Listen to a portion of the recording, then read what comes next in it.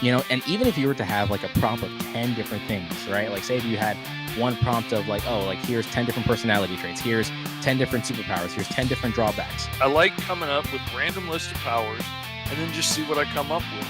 Imagine rolling just those things every single time. It's always going to vary. The possibility of that happening is again like a 1 in 10 chance, but it's like it shows that there's an infinite There's possibility. always something else cool right around the corner that we can come up with, because there's no end to the prompts. There's no end to what we can roll up. Now we're going to be officially rolling for superpowers. This is usually the make or break. Roll for Hero!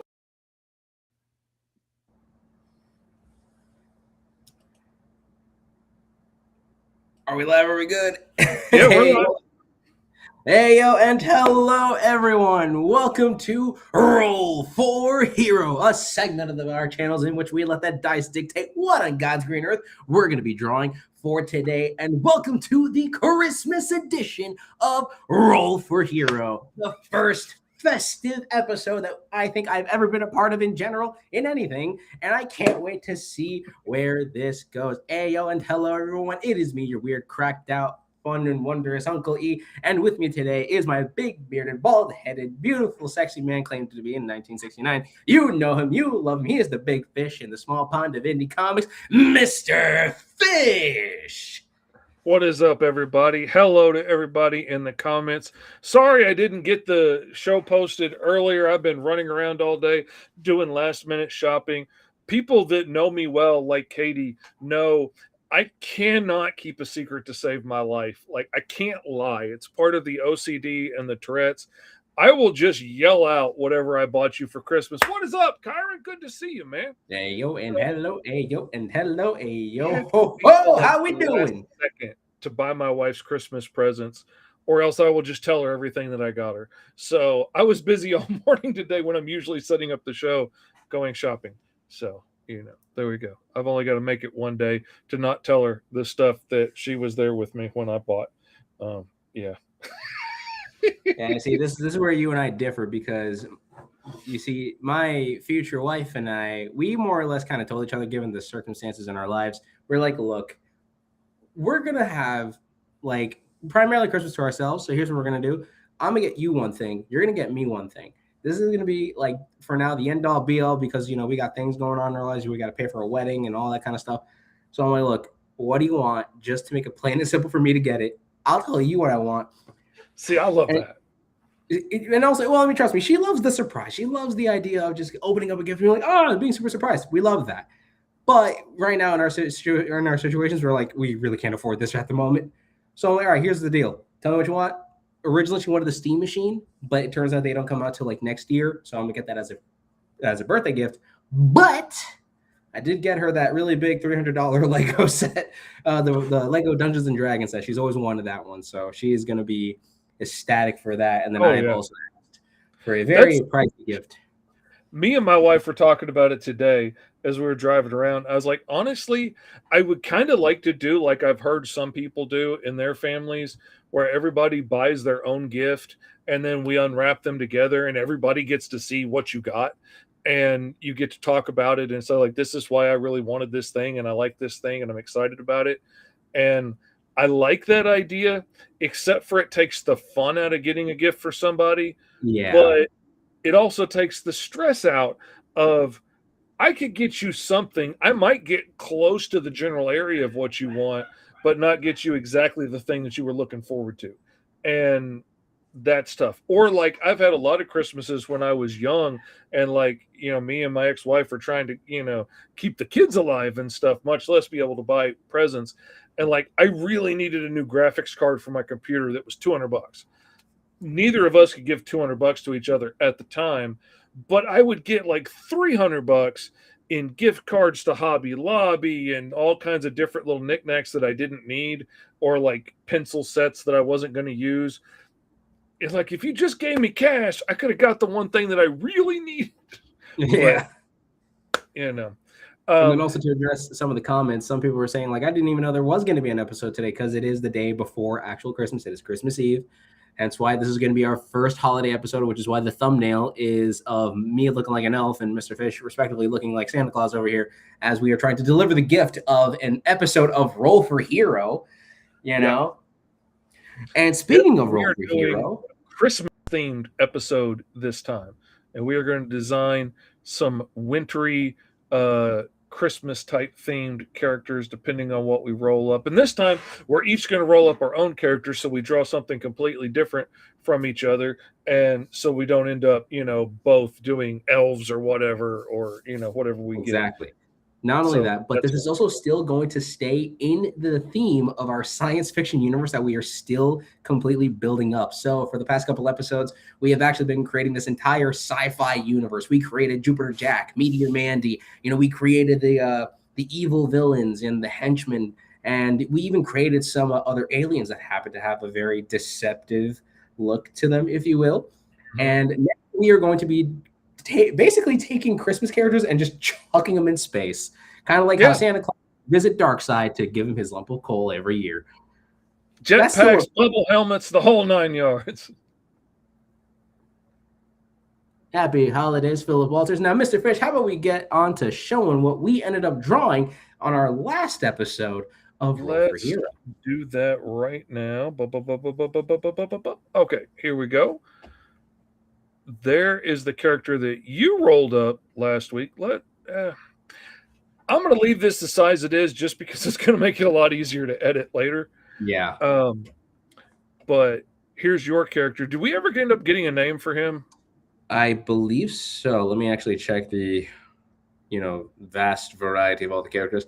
Kazaro is what I guess is like a specific name for the character, or at least this one in particular. His name is Kazaro, but maybe, we don't have like a definitive alien like species name, but basically we ended up rolling an alien with no eyes, had either like a fin, had horns, or it was a whole lot of mumbo jumbo. Let me see if I even have my notebook here. That's why I had to bring this backpack and whatnot. Telekinesis, healing factor, size change, enhanced senses, insectoid, no eyes, scales, crested or fin, with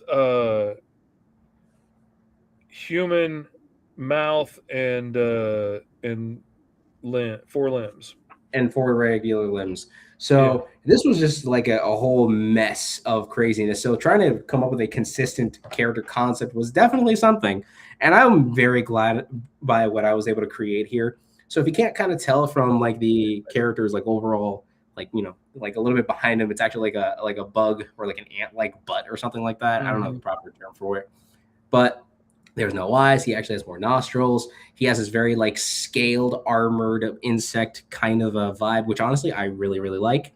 And of course, Mr. Fish's character is the head honcho. So think of my character that you're seeing above me. Imagine this character being like the henchman, or like the Rund, or basically like cannon fodder. Like if you're a superhero and you have to fight a horde of monsters or villains or whatever, these would be a part of said horde. That's the big scary eyeless minion to go with my evildoer here. I love the way he came out. I love the no eyes. I love that seam in his skull plate, kind of giving him an eyebrow look. I love the fins as mustache and stuff. I did go with your idea, and I turned the spots on his belt black, like black gems, like black holes. And then also because I think they're playing on the Dark Matter Coalition, because then in this little science fiction universe, there's the Cosmic Coalition, which is like the typical good guy, we're trying to bring planets together, bring unity throughout the galaxy and the cosmos. But then you have, your character over here is like, nah, I see darkness. I am bringing dark matter within the confines of this universe.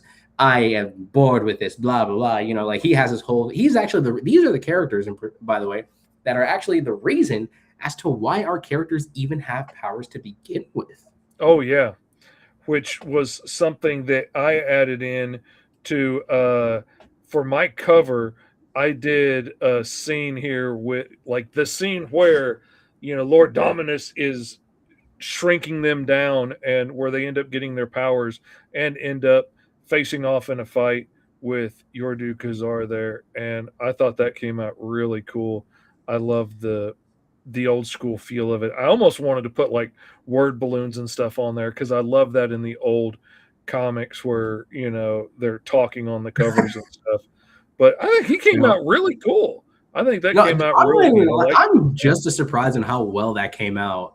To again, rolling all of these things up and forcing ourselves to stick to the plan again, kind of like when we were doing it with TS. And speaking of TS and the episode that we did with him, or at least that I did with him, we're not going to talk about anyways.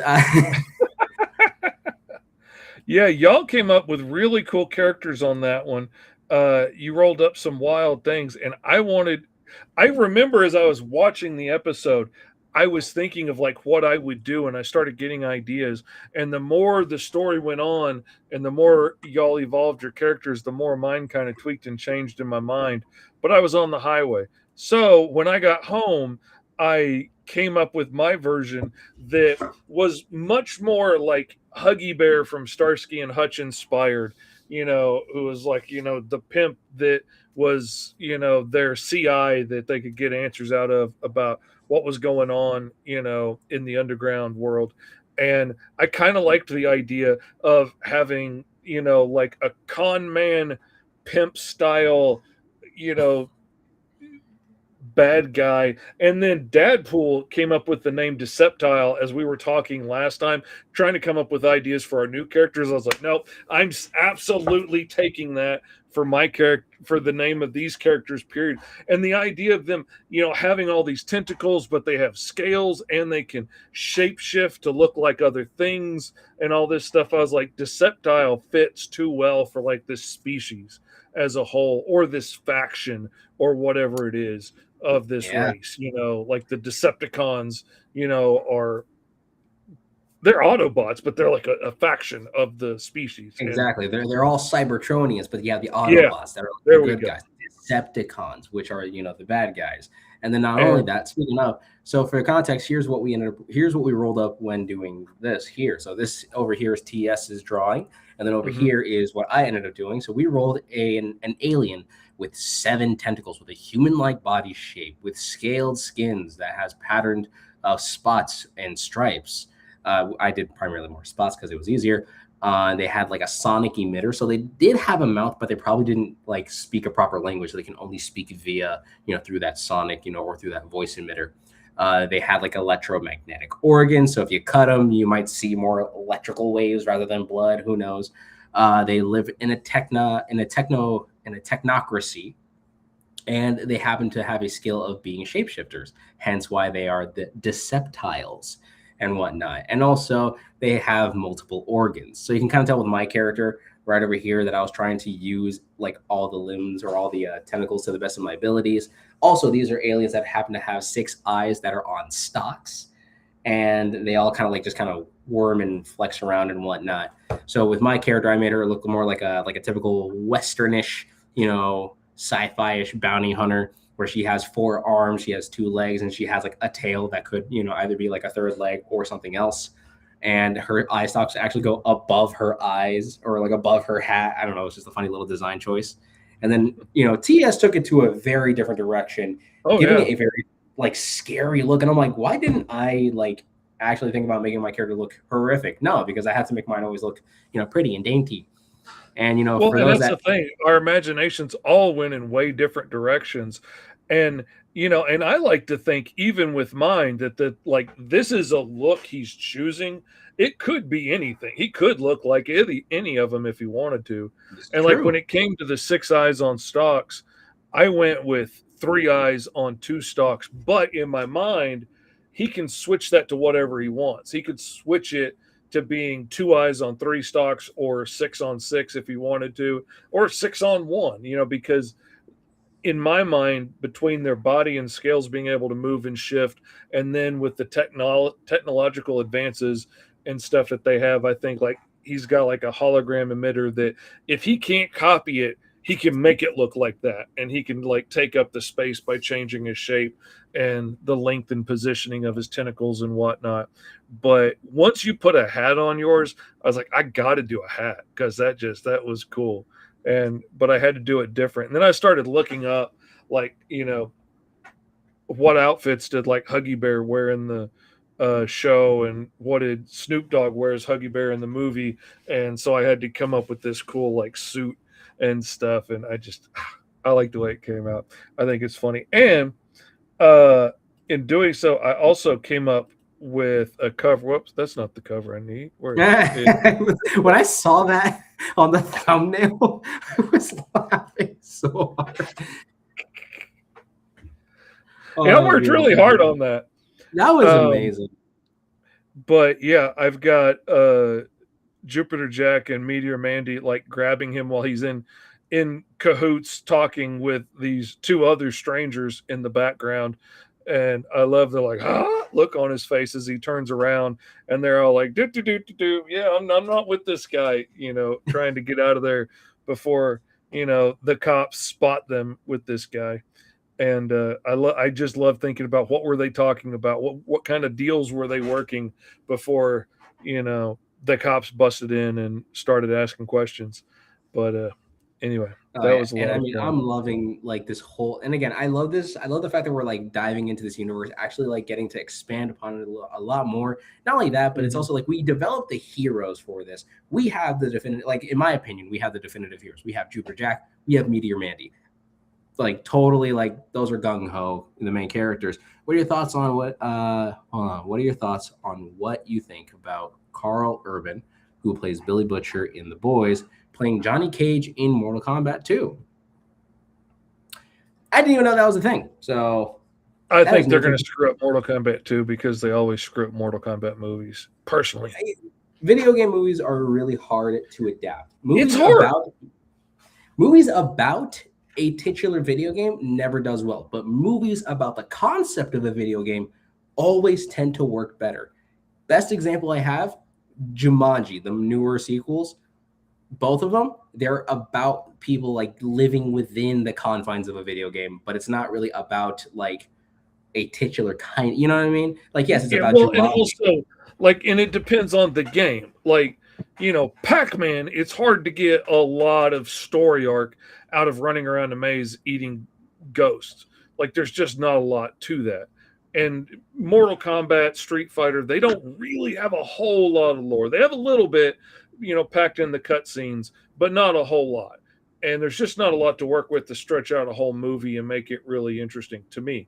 But other things like, The Last of Us had an amazing epic story that you could easily just take the story that they already created and make a show out of it, and it was interesting. But exactly. And then I would only assume the same thing would happen with Fallout, because again, those were narrative games that happen to also have a lot of play mechanics to it.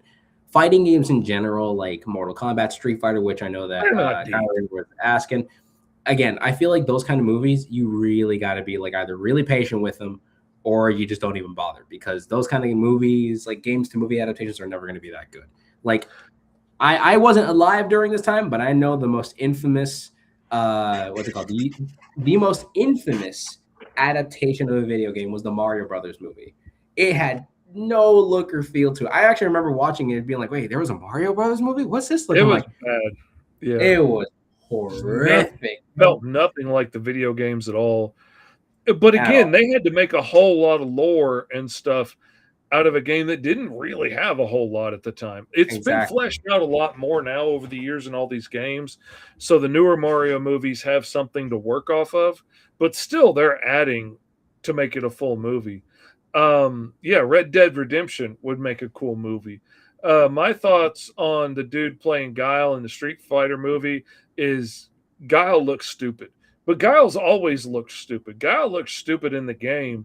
It just looked cool because, it was the 80s or whatever, and it was a badass fighting game. But he looked stupid. I mean, it's a dumb design, but trying to bring that into real life, just come on. That's but speaking of, crazy dumb designs and having to, create in-depth lore, I think it's about time we, as much as we love to yap about this kind of stuff, how about we yap about all this as we take the dice? So everyone here, grab your dice, grab your drawing utensil of some kind, and how about we begin as we start rolling for a hero?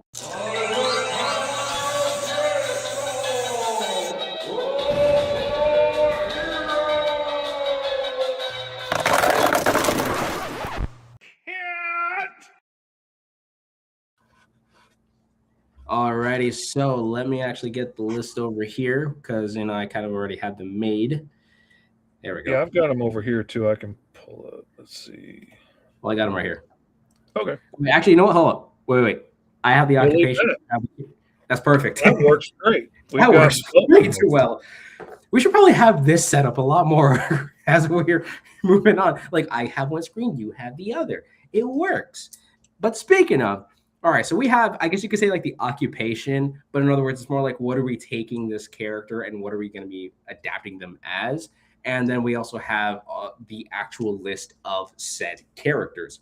So we're going to, and these are only done with a basic, D6. So you can use a basic, cube dice and just roll along with this. This is like the simplest, list I've had to make. Not at all last minute last night, as I really needed sleep because it turns out that it is Christmas. We don't do anything last minute around here. Exactly. So Johnny on the spot. We are so prepared. Woo. Exactly. So prepared, in fact, that I'm going to roll. Oh, you see, I was so prepared that my other dice was blocking my dice tower. My first D20 I've ever owned. Really? Yeah, actually. Funnily enough, these are also like the proper set of like gaming dice I've owned. Like I have a whole 12 pack of these black ones, and then this red one was actually like the first OG dice like the first D20 I've ever owned. But outside of that, Commander Comics rolled a 7. All right, that could either be the fact that it is I don't know why I have 7 here. I missed a number. Either I missed a number or I'm going crazy. I'm probably going crazy. Rolled 2 dice. That's what he did. Okay, because I only meant to do 1, and because for some reason he only put 6 options in this one. Or no. I guess the funny thing is the occupation. I have 7 for some reason. Oh, you do, don't you? I do. I don't know. You know what? I didn't notice that. I saw the characters first. Yeah. Okay. All right. Well, I got we'll be prepared for everything. Exactly, Draken Gaming. I am trying to be prepared for everything. So who am I? What did you roll, Mr. Fish? I rolled a 2 and a 4, and I'm looking at both combinations. Either I got a soldier reindeer, or I got a planetary hero, Mrs. Claus. Oh, I'm thinking soldier reindeer. I want to do. I'm thinking that's what I want to do. Okay, hold on. No way. What did you get? I think the first time on the channel. First time I rolled 2. So you got a soldier Mrs. Claus. I got a soldier Mrs. Claus. All right. That's it. The dice have spoken for us. There we go. There's no arguing with that. Okay, so then now we have to This is a sci-fi space realm that's ruled by interstellar soldiers, apparently. Well, I mean, we happen to have the Dark Matter Coalition, we have the Cosmic Coalition, and then on top of that, we have some characters with powers and abilities. I wouldn't be surprised if there happened to be a rendition of, Mrs. Claus and Santa Claus just happened to be freaking military soldiers, or, just got to be some variation of like just tough, rough and tough, space heroes to that extent.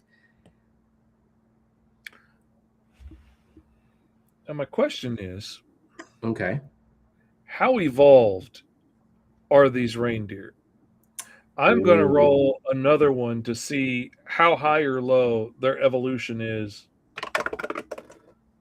Okay, a 5. So they're pretty. They're also we're talking like these are highly evolved, like intensified reindeer, beefed out dudes. Yeah, like I was wondering, like, is this just like a reindeer that's in the military? Like, is it a 4-legged, mute animal, or is it, are we going let me more? See. I see some people rolling up some other numbers here. Anthropomorphic. Hold on, let me just see what we got over here. Some people said they rolled a 3 and a 2. Let me do page assist, so that was easier here. So for 3 and a 2, you could have gotten an elf or Mrs. Claus, or you could have gotten a soldier and a mech pilot. That would be friggin' gnarly. And then someone goes, I rolled, like, I think someone said like they rolled a 1. Either you got Santa Claus or you got military. But the fact that I got Mrs. Claus being a soldier is something. I rolled an elf soldier. See, I think neat idea. I was kind of hoping I was going to get that. That's what I was hoping for. I didn't even But contemplate a reindeer, but all right, maybe use as a bit of the.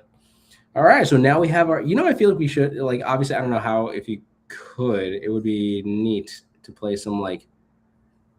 Oh wait. Oh, some never mind. music, some holiday music. Yeah, I mean, they have some.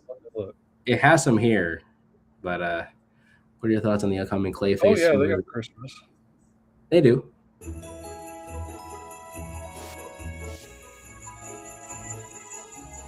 There we go. We got some tunes now, people. Just so that we're not. I'm really looking forward to the Clayface movie. I think that's going to be cool. I am not a horror fanatic, but I know who is, and that is my future wife. She loves horror, weirdly enough. Well, she doesn't like horror. She likes the mascot horror genre. She loves the Five Nights at Freddy's thing. And then also now that there's that new movie Iron Lung coming out, made by Markiplier, she is ecstatic to see that film. Let me look up actual reindeer. I'm gonna pull a Katie Rooston and I'm gonna use a reference, like some kind of psychopath. Hey, I mean, I think I might have been the first one to use references on our channel. Cosmic Coalition or the Dark Matter Coalition. They play into. I think it. I mean, it totally. It depends on who you're doing. Like if I had gotten like militant snowmen, they probably would have joined the evil side just because I think. Oh, for sure. Cool.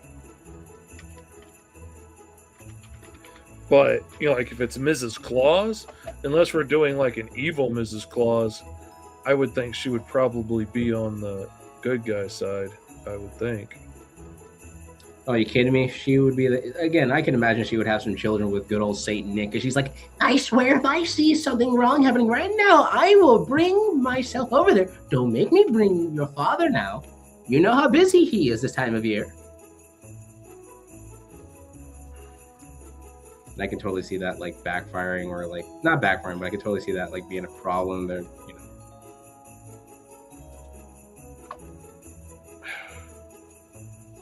I'm trying to play it. It's really giving me issues. Let me try this.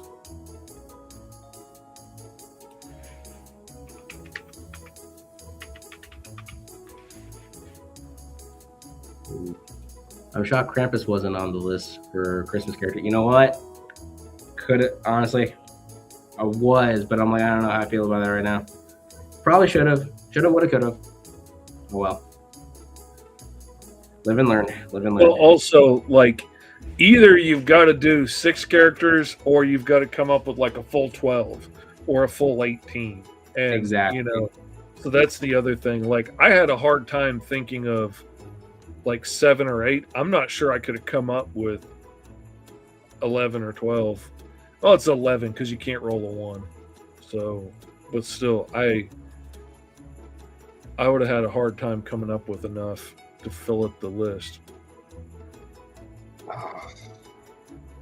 My totally taking my feet out of a massager right now.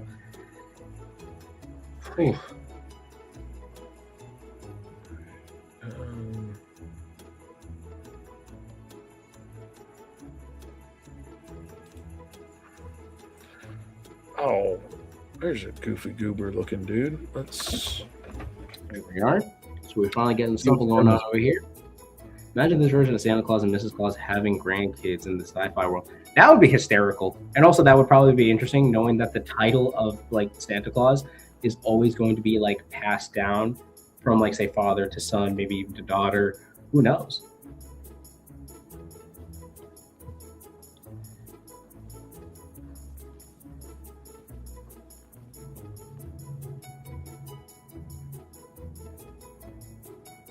I don't know why I'm trying to go for like an old war-torn granny over here. I could pull an Alice Lost in Wonderland on this one and just kind of make her like a really, just like a supermodel like woman, white hair, just happens to have an entire like Mrs. Claus look to it. Just take your Alice character and just put her in a Santa Claus or a Mrs. Claus outfit. If she's got white hair, you could do it. It would fit.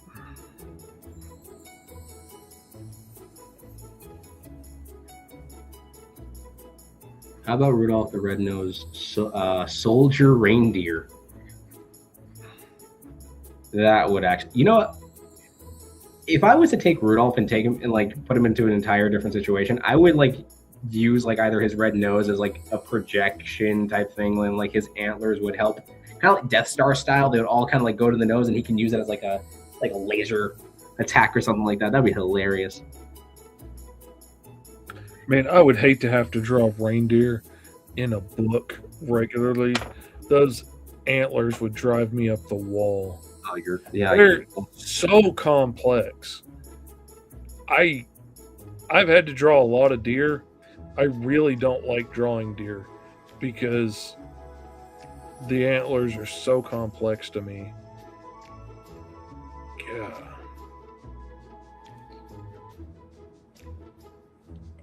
Let's see.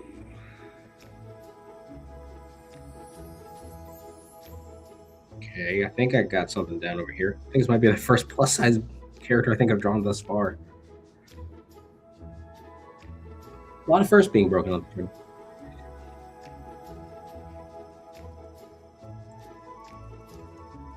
I'm trying, people. I'm trying.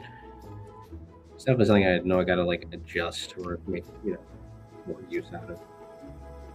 We're gonna start doing a lot more to draw more different body types. Yeah, if you don't actively pursue doing it, it's real easy to get stuck in only knowing how to do,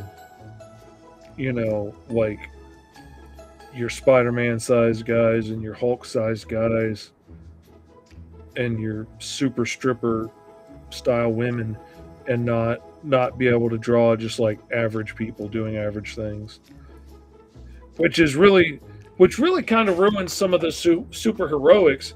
Like when you bust into a shopping mall to save people and everybody in the shopping mall is super jacked and grimacing because that's the only kind of people you know how to draw. What's the point in having a super jacked hero? Nobody's jacked if everybody's super jacked. But, if you can draw little old men and you can draw fat, dumpy, bald dudes with long beards like me, or you could draw, skinny girls and curvy girls and old women and little girls and all that stuff, then you have a wide selection of people out there, for super jack dude to come save. Kyron asks, so should I stop drawing my super stripper character and draw other types of characters? Being as that's the only thing you can draw, I would just stick with it. There's nothing wrong with drawing what you know, but sometimes you really need to diversify your style so then that way you can actually, so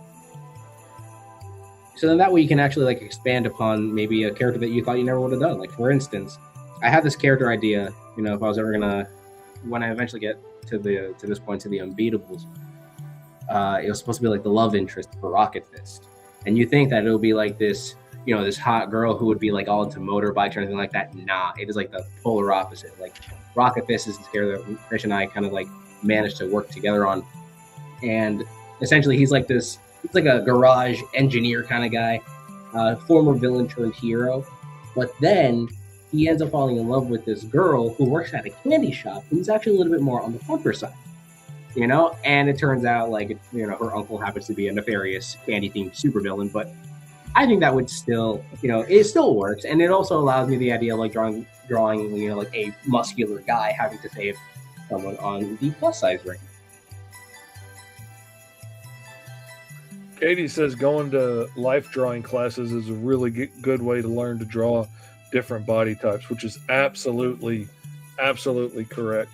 Let's see. Dragon Gaming, what did I get with the, let me pull it up here. With a 4 and a 6, you got either a reindeer or Jack Frost as either a planetary hero or as an alien or robot, I guess you could do, because 7. 6, 7. Benjamin asks, isn't Rocket Fist that character who you originally made in Hero Forge? Yes, it was my very first episode I've done of like taking a Hero Forge character and then making it into a comic character. But I remember that we ended up doing a little game on one of Mr. Fish's live streams that wasn't like this. And it was the first time I ever played the character. I was originally going to play it for another friend's campaign, and he was still going to have the same like supervillain going to hero arc, but never had the opportunity just because for us life got in the way. But I really wanted to dive into it. And then when I showed Mr. Fish my rendition of the character, he was overly complicated in design, had way too many small little parts. So when he showed me his rendition of it, I'm like, that's perfect. So I combined, some aspects of my original design, his rendition of like, his sketch design, creating this beautiful, like overall character, this beautiful character design. Till this day is one of my favorite characters. And if I ever had to give him a solo run, I totally would. But I had to focus at least on one thing. So yeah, it is tough when you get so many ideas and man, I don't even know where that came from. When you get so many ideas and you can't just go chasing them all down. I'm trying to build this guy some sci-fi armor, and one of the things that I picked up from Katie Rooston's art stream that she used to do. Oh, you don't do it. You haven't done it lately, have you? At least I haven't seen it. If you have, but she was painting metal armor in there, and man, she paints metal so beautifully. I could watch it all day long, and it kind of hurts my feelings watching her do it because man, she's good at it. But one of the things she was really harping on one of the episodes was everybody draws the same kind of like shoulder armor over and over and over and over again a million times. And there's so many different styles of shoulder plates and elbow plates and stuff in ancient armor. Oh yeah, Katie's just paints beautiful stuff, period. But yeah, she was like, there's so many different things to pull from. You don't have to draw the same thing over and over again. And that really stood out to me because I realized after she said that, I was using like 3 different styles and using them over and over again. So now I really challenge myself to go looking for new things that I haven't used before or don't use regularly and try and keep it interesting. Oh, okay, see, now I've never used that. That looks ridiculous. So, all right, now I want to incorporate that ridiculous looking armor that I just saw. I have no idea what that's supposed to be, but okay. Yeah, I'm stuck now. Now I've got to do this.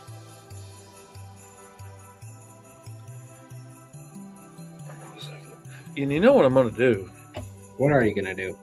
I am going to come over here and To Florida? That would be great. Best that collab would be ever. awesome. I want to get down to Florida. I want to do a con in Florida because SuperCon and OmegaCon are top 2. SuperCon's in Miami. OmegaCon is actually in the Orlando area. So just letting you know. There are smaller cons too, and I've been to those. Very, very nice. I want to get into one of the cons down there just so I have a good excuse to come out and visit some folks and say hey and whatnot. Like, well, I'm out in the area anyway. Might as well stop by and say hey. Like when one in the UK finally, flies me out, I'm gonna go by and say hey to Katie and live in her magical garden for a minute, and drink tea with a badger and a waistcoat, and do other British things. Ah, yes. Actually, I was a little envious of my little sister because she actually managed to go through an entire trip to Europe, and she actually got to do all of that kind of stuff. She drank tea with a badger and a waistcoat at Katie's house? That's I wish. amazing. That would have been awesome. Nah, but it turns out they charge you for what's it called? They charge you for refills, and France is just dirty. Oh, And there's a dress code, and frankly, I don't even own a waistcoat. So I think I got a vibe on it. I can see this being like a very no nonsense, like sick of your nonsense kind of grandma. It's like, I told you, Sonny, I said it once, and don't make me say it twice.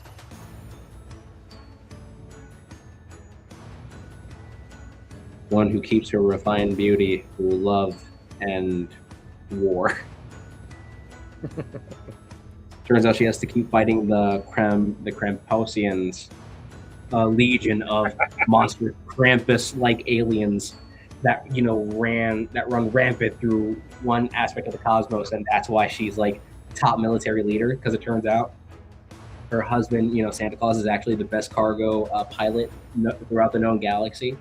Hence why he has to go out and about delivering presents. Maybe he's actually a cargo, a cargo hauler, because he's like, oh, I got to deliver these to the soldiers over here. But also, while I'm over there, I might as well, give out these toys to the kids over at this sector of the planet, because they really are digging this whole thing right over here. Who knows? Possibilities are endless, people.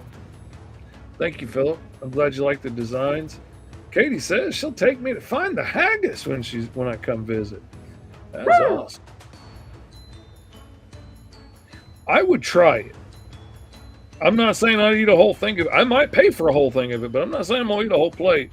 But I would definitely try it, because I want to be able to say I tried it. If nothing else, I want to be able to say that, I went there and I tried the haggis. I'm not scared of bladders and intestines and livers and whatnots. I mean, you can definitely tell you're not scared of that because of the mighty Call, the Cro-Magnon, which you can get now at GoToSugar.com. Yes, you can. Makes an amazing Christmas gift or New Year's gift, because it ain't gonna get there by Christmas now. But And I mean, best way to start a new year off by reading one of the best comics of all time, made by one of the sexiest men alive, as he claims himself to be. I'm saying, oh yeah, Kyron can tell you I was 1993 People Magazine's sexiest man alive. I love Kyron so much because he will say whatever I put down in his little questionnaire for the show for Four Tales Podcast, which if you're not watching Four Tales Podcast, you absolutely need to be watching Four Tales Podcast, because it's my favorite podcast. It is one of my top two that I have alarms set to try not to miss. I miss it more now that it's not on Saturday mornings, but I do have alarms set to remind me. I love Four Tales, and I've been on there a few times, and I love filling out the form, because we're friends. Danny and Kyron know who I am, but I still have to fill out the questionnaire like I'm a first timer that's never been on the show before, and it's like, how do you pronounce your name and things like that, which is good when you're dealing with crazy people with last names that could have come from anywhere. Or when I imagine my last name right over here. It's a weird name to pronounce. Yeah, I only knew Kyron from Facebook, so I didn't hear his name pronounced until we met face to face. So I asked him the exact same thing, and people are always asking me about fish. Does it sound like it's spelled? Yeah, it is. But so I love filling it out as crazy stuff, and now it's even better, because I know Kyron is going to film an unboxing video when I send him my books, because Kyron is awesome, and I love Kyron, and he's as big a supporter of indie comics as he is, a hardworking, industrious creator in indie comics. And, and he's always supported all of my stuff. His book was one of the first ones I ever backed on Kickstarter.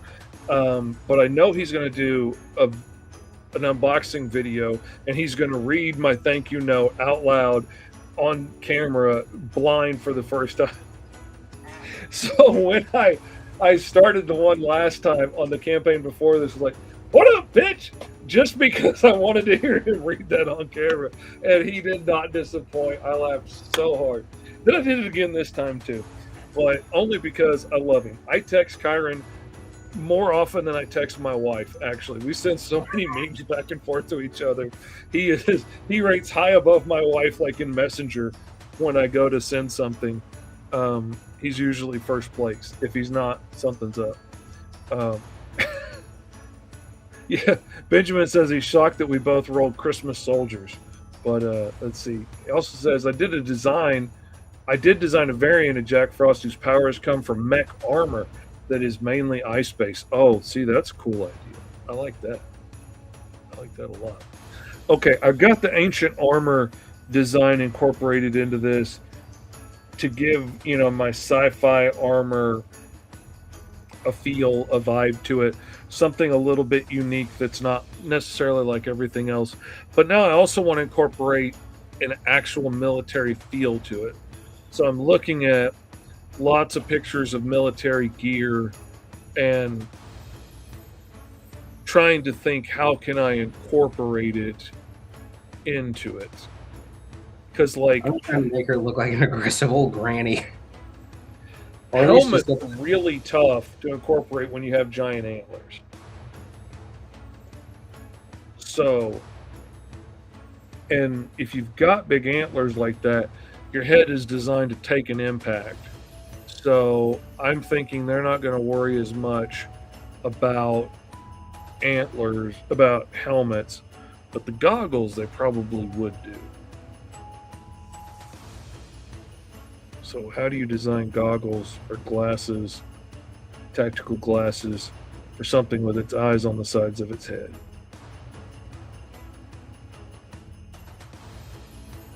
If this design makes sense, absolutely not. Are we going to judge you for that? Potentially in the afterlife. Who knows? That's the thing I love about designing aliens and stuff, is like, I like making, personally, I always prefer aliens that don't look human. If I can get it as far from looking like a man in a suit as I can possibly do, I'm down for that. But then when you have aliens with 3 legs, or they walk around on all 4s, or,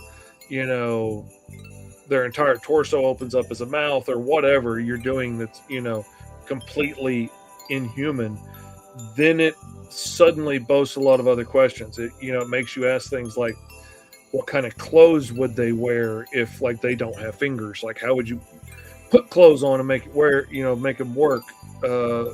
What kind of fasteners? What kind of money system would you use if you have claws instead of, fingers? How would you design chairs and furniture in a world where people have 3 legs, or they walk around on all 4s? Because, like, you got to understand how furniture would look before you can make, like, a pilot seat in a spaceship. How does a chair look before you can make the cockpit look right? And I love thinking through all of that stuff. Kyle had some unique looking aliens. Oh yeah, some of them, and most of them are humanoid shaped, but like everybody from his home world mostly are like birds evolved into people, essentially. But then I like throwing in other aliens from other worlds and stuff too, and then I got to do some more fun stuff. Or if they have a mouth on the top of their head, stuff like that. Exactly.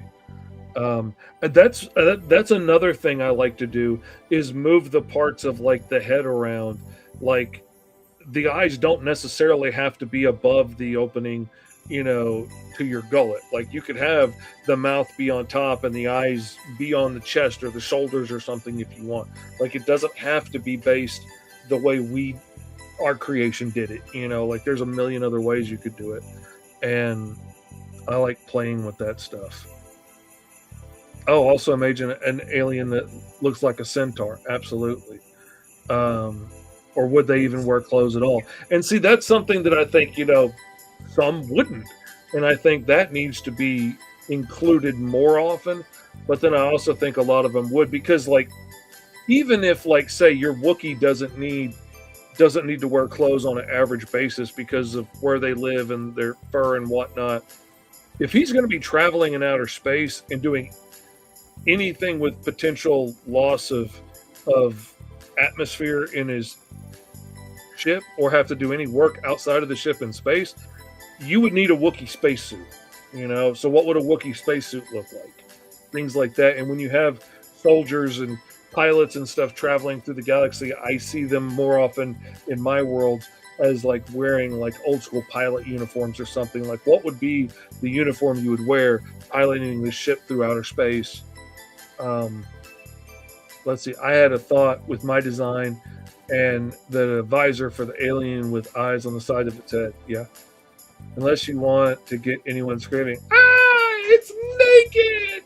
Which, you know, which is also a fun thing to play with in stories. Like I've enjoyed some of the stories in worlds like, you know, like the Betazoids in Star Trek getting married in the nude and things. You know, if you're going to go celebrate the wedding with your friends that are getting married, well, everybody's got to be naked because that's the cultural thing. Alien culture. Yeah. And I Is find that just men wanting to have the excuse to draw, you know, their alien women in such positions? Maybe. And the thing I like most is when like Star Trek handled that, it usually was to make the men uncomfortable. You know, like they took something that, you know, if it had been done in like a 70s comic book story, it would have been like, yeah, all of our shoot to these naked women are turned her. But done in like Star Trek The Next Generation, it's like Picard and Riker that are very uncomfortable with the idea of having to be naked in front of all of these people. And, you know, but then the women that are involved are Betazoids, so they're not really, you know, worried about it. Kyron says clothing is overrated anyways. That's why he's always in trouble. People are always chasing him through the neighborhood. Can't be walking the dog naked, Kyron. They keep telling you that, but he keeps not listening.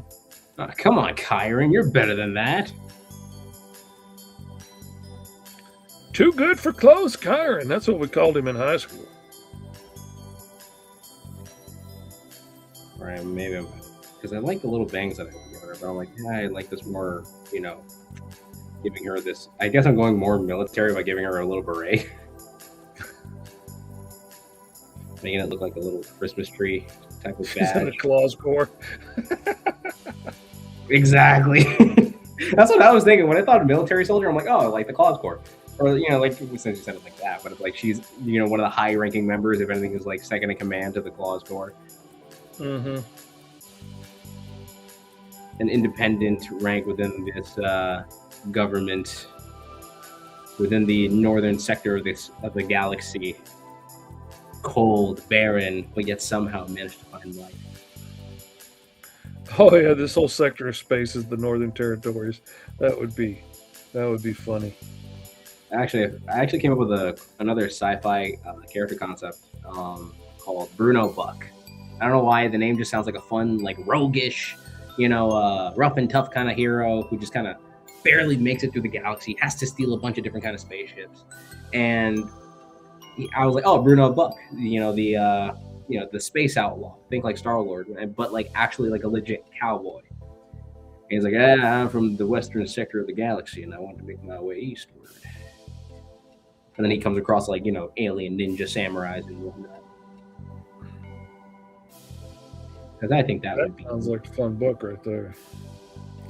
Jupiter Jack versus Bruno Buck. Come on.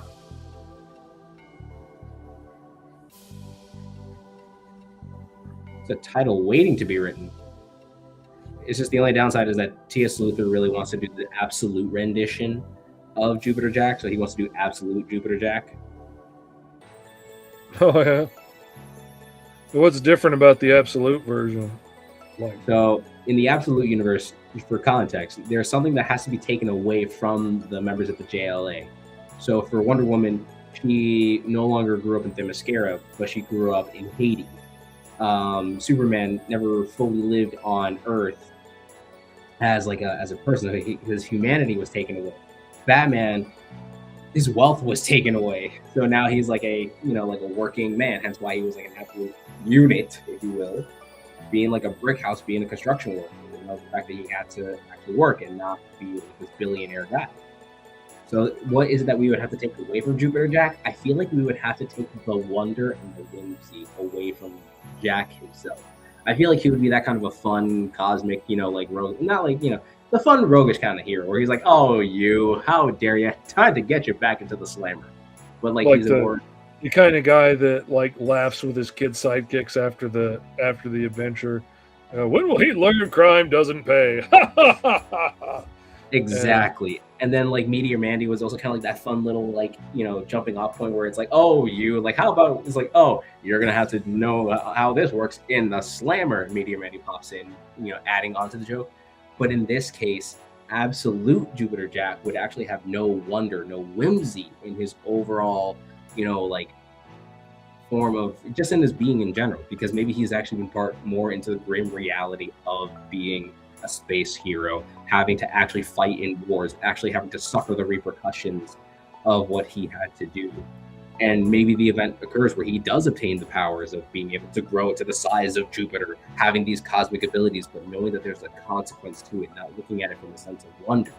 And that would be like the take on the story that throughout Jupiter Jack's entire, like, throughout the absolute rendition, is that he has to learn how to bring back the joy and the whimsy. And then maybe like this rendition of Meteor Mandy actually probably was born from a meteor. So she would look like this cool rock looking kind of a girl who actually was born from a meteor shot down, and it was probably the reason why Jupiter Jack can even grow out anyways. We're just giving T.S. Luther free money here. Come on, man.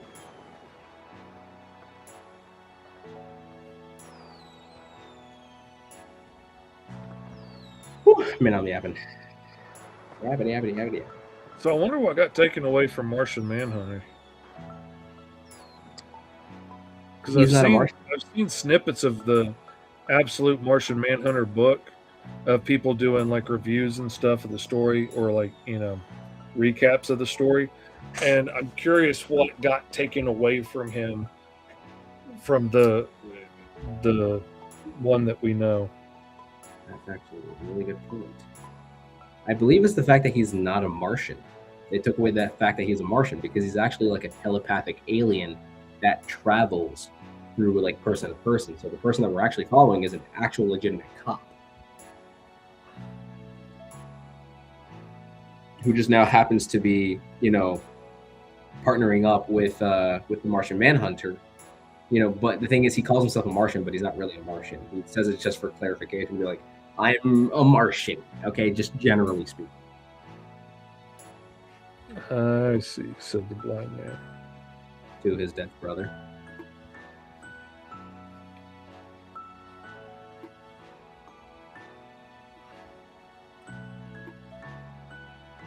Go.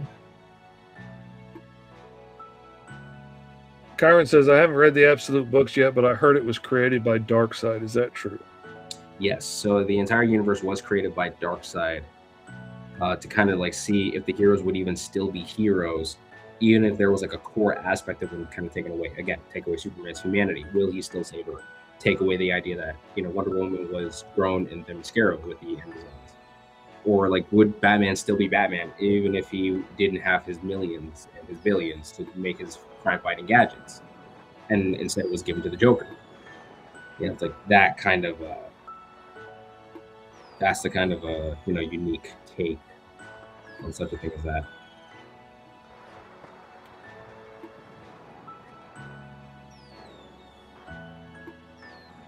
I can dig it. That's a cool idea. I wish I could keep up with modern, like Marvel and DC, but there's just so many books and so many storylines going on, and that's one of the things that I really like about indie comics is, if I find something I love, it's pretty easy to get like the whole series and check it out. Like if you read an issue of Saw the Lightning Wielder, then if you like it, you can get like 4 issues maybe you're on now, Kyron? 3 or 4, something like that. But you can get the whole thing pretty easily. Like Ace Blade has a lot of books out, but they're like on 11 or something maybe. I mean, like 9, I can't remember. Anyway, like it's not like you got to buy 50 books, and you know, I love that. Issue 5 is being developed now for Saw, so that's awesome. And it's like, and I like it. I know where you're going with it, because like with Marvel and DC, if you want to get context, or at least more context as to what's in Oh, we're talking about, it's like you have to do God knows how much homework and reading. Now, don't get me wrong, for those who enjoy Marvel and DC, that's probably not a problem to them, because like, oh, I get to have the excuse to buy more comics. But then But it's that's also like, like, if you have the time to invest in it, if you have the money to invest in it. exactly. do it. And I would rather invest in indie comics knowing that I'm going to get a straightforward, like story. Like I would rather read Invincible rather than, a particular line of Daredevil comics, even though Daredevil is one of my favorite heroes. But it's like, at least I know that with Invincible, I know what I'm getting into. I know that it's made by the same person. Maybe sure, a little different artists here and there, maybe the artists improve over time, but at least I know the story is consistent. I know that there's a A and a B and eventually going to Z. And that's what I love about indie comics, because some comics are like that. I actually remember as a kid, I was trying to like come up with my own comic universe and stuff like that. And then I actually planned the idea for reboots, because that's how common it was. So I thought, oh, it was only natural that you have to reboot the universe. Oh, well. And then now realizing, I'm like, oh, that is just annoying. Oh man, yeah. And and so much stuff that is only done just to make a buck irritates me. Coming up with cool ideas that, incorporate all the other characters and, make the story crossover. Great. If you have a great fun idea for something, I want to hear it. But if we just, like, okay, it's time to do a crossover because we have to make, we have to force all the Batman readers that don't read Wonder Woman to buy a Wonder Woman comic to try and trick them into, starting to support Wonder Woman. I don't like that. And the thing is, the book should appeal to different people. Like, different people should like different types of stories, and we should have those types of stories to like them. Like, if I really dig Wonder Woman, that's also awesome, but that doesn't mean that Kyron has to dig Wonder Woman. And it's totally cool if he prefers Daredevil or something. And I hate the gimmicky corporate, let's make them have to buy everything, or we'll only tell them, enough of the story to get them excited, but they can't have a whole story in one book. They have to go buy all of these different books to get the whole story and to know what happens. That irritates me. That's not done from a point of making it cool. That's done from a point of, let's make as much money off of them as possible. Which, I mean, they're a business after all, so then unfortunately they have to look at all the business avenues of that, Yeah, and but there's doing business, and then there's somebody said it well the other day that late stage capitalism is getting to the point now where it feels like the corporations are mad at us for standing between them and our money. And I kind of that's what a lot of those corporate cash grabs feel like to me. It feels like an angry way to snatch my money rather than, here's something that people that love these stories thought would be cool and that you would enjoy.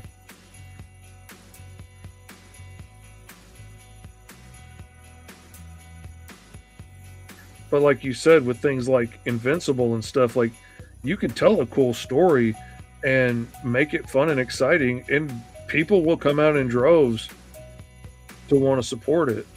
And it's like, and this is where, like, for me, I miss, and again, it's not like I've ever been in this era, but I like the idea of a fun, pulp style era, an era in which you're able to just grab a comic book, enjoy it, read it, have fun with it, and then when you're done, that was it. Everything was in the confines of that little story, and you're all good to go. Like, I can imagine back then, Batman issues were all like one and done books, and they all had their own singular adventures. It was one and done. Everyone had a fun time, and that was it. Nothing more, nothing less. It was perfect, right? But then now we have all these crazy continuities and all these timeline events and all these characters and stuff like that. And it's like, don't get me wrong, the characters are cool, but then also it's like, can we just probably like enjoy something new? Like, yes, probably revamp the character if you need to. I like what DC does whenever they create like maybe an alternate universe, or again, the Absolute Universe is a really great example of it. The Ultimate Universe is a fantastic example of, you know, like getting to start fresh and new and actually let people dive into it. Plus, people want to see Spider-Man, you know, actually have a happy life. Shocker, you know? It's like some characters I feel like need to have their ending and let them just indulge in their life, and then other characters, you know, probably should be explored a little more. Anyway. Nice Elf Soldier, but the relation to the 3 characters I rolled last week. Ooh! See, that's the whole point of the show. Hold on, so Benjamin over here said, I just had a great idea for my Elf Soldier, but in relation to the 3 characters I rolled last week. See, you're developing your own universe from the characters that we just rolled with plastic math rocks, and I'm digging it, even though I don't have a shovel. Kyron says, whoa, Fish, hating on Guile, now capitalism. You're starting to sound like you hate America. Next you know, you say you hate daylight savings time. Man, don't even get me started on daylight savings time. You weren't there for that one, because that was a couple of years ago. Kyron and Katie were there, and I rolled up some random powers, and I was drawing like a cephalopod or something character, and I got the blob shape of a rough octopus sketched out, and then I think maybe Kyron got me started on daylight savings time, and I went on a like 2-hour rant just about everything, from daylight savings time to capitalism to the big banks to institutional racism to all kinds of things, and got pretty choked up at times, and just had a very cathartic rant for a while, and it got really deep, and they have not let me forget that since. Was it as deep as the Kaiju episode? Oh, Sarah started us on daylight savings time. Yeah, it was something. As deep as which time? The what was it called? The Kaiju episode. Oh, with Mog. Yeah, that one got deep too. I tell you, man, Mog asks questions, and sometimes they're weird and wild, and sometimes feel really out of left field. But she's always got some reason behind what she's asking, and I just love being on their show. And it was fun getting to have her on ours. That was fantastic. All right. And I usually make money on their show, which is nice too. Because we gotta find a way to monetize this. We draw stuff live and traditionally, and auction it off in the comments. And so I usually come out making at least about $100 off that show, which is always fun. Never against that. Never against that. Okay. I'm digging it. I'm digging it even though I got no shovel.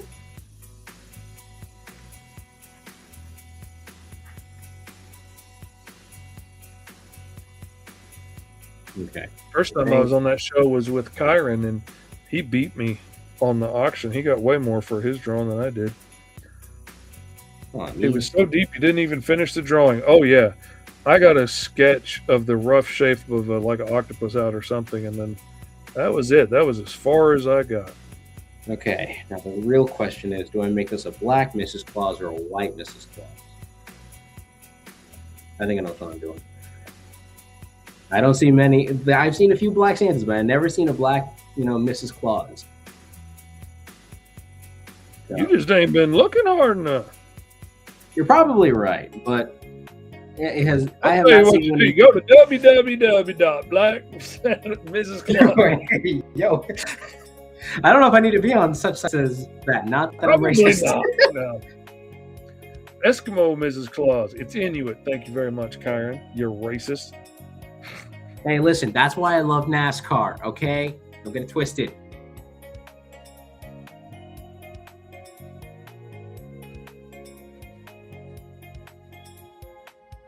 I have a I have a tick with my Tourette's that I'm going to try and not trigger. That has to do, that uses the word Eskimo, that I've had for years since I was like in middle school. And I try not to trigger it because it's got profanity and what in it. And usually, if I swear with my Tourette's, I usually sound like I swear like I'm in middle school, which is usually like weird and out of place and more silly than insulting. But this particular one uses that word and in it.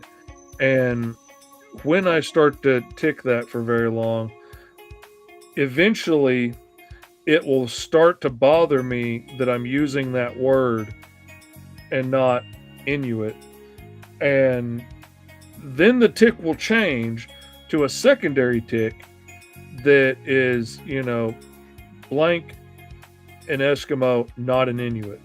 So it's like doubling down. The tick is doubling down on what it's saying and not even letting me try and change the tick to be more culturally sensitive. No, can't do that.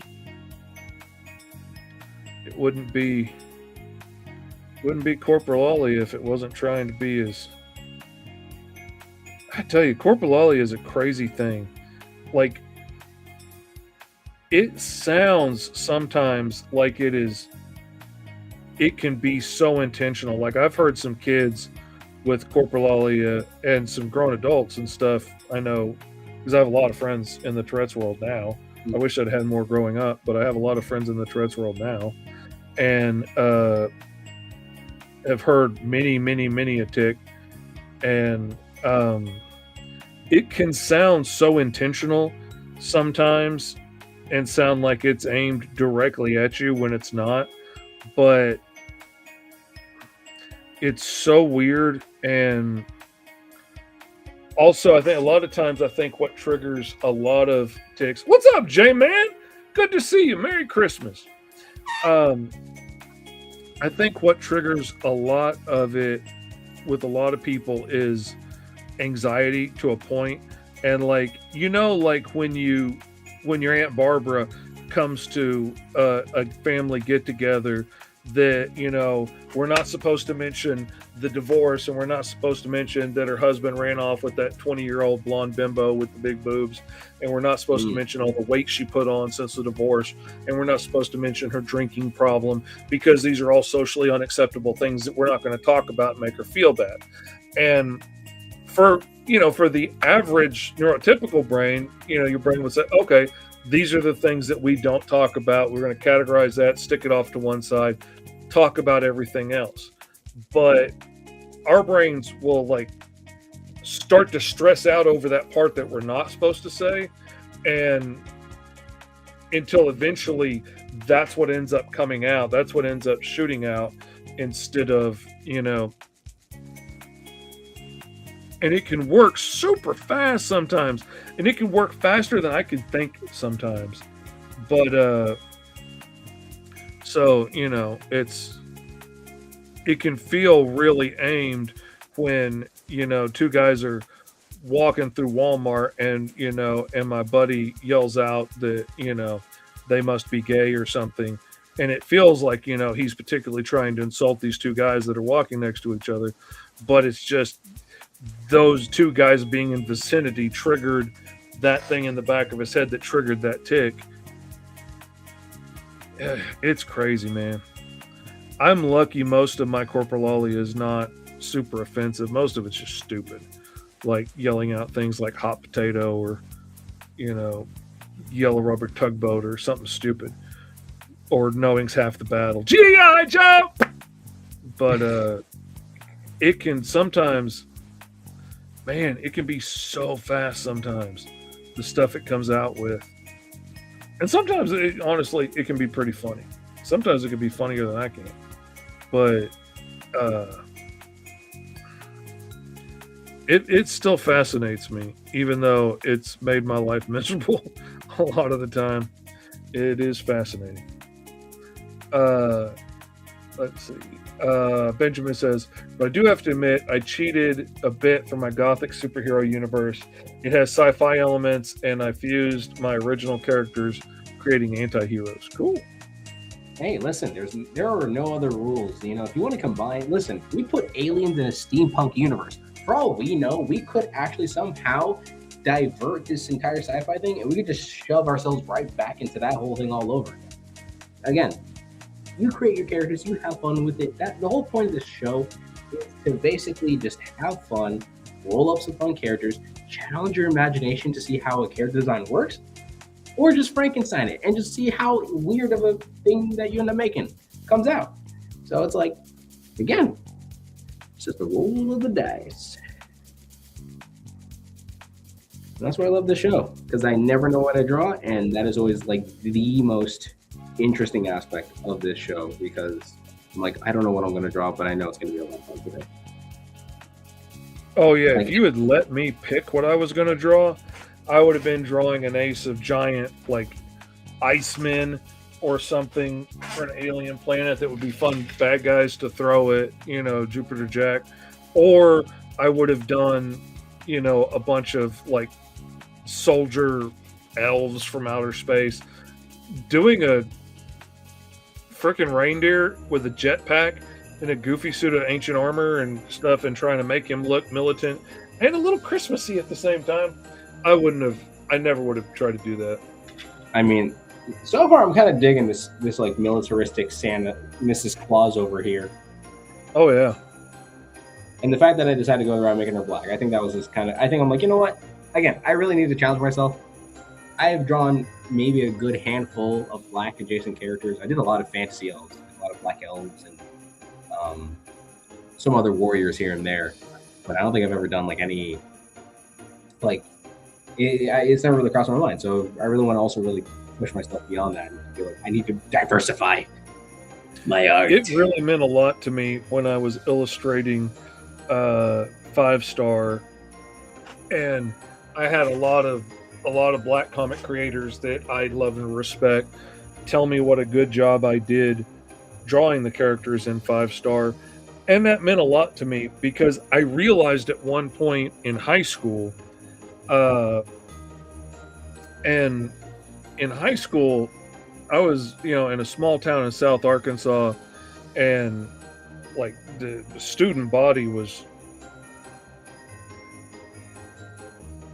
3/4 black to 1/4 white kids. So like most of the people around me all day in school were black, and good portion of the teachers were black, administrators, like, so there's a lot of black faces around me all day.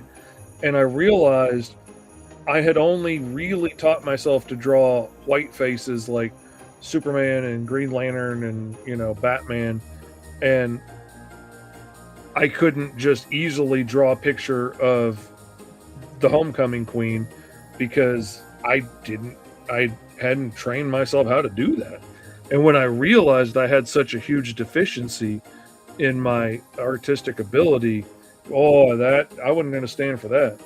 So it became a mission to learn how to draw black faces well and not draw them to look like a caricature or something like you'll see in some old anime and stuff, which was current anime when I was growing up. And I was like, I don't want to do that. But so, you know, I started studying the people in class with me and stuff, and I still do to this day. Like when I'm talking with my daughter-in-law, like I'm looking at the way her eyes look when she smiles and stuff, and the way her nose moves when she's laughing and things like that. I'm looking at my grandkids' faces, and I'm still studying, man, to this day. But it brought me a lot of joy to have so many different creators tell me that I did a good job. And it shows that the hard work paid off, man. You just got to start doing it. Comic art makes you not racist. Don't be racist, be an artist.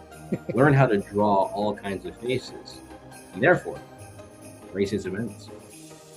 Because then there's appreciation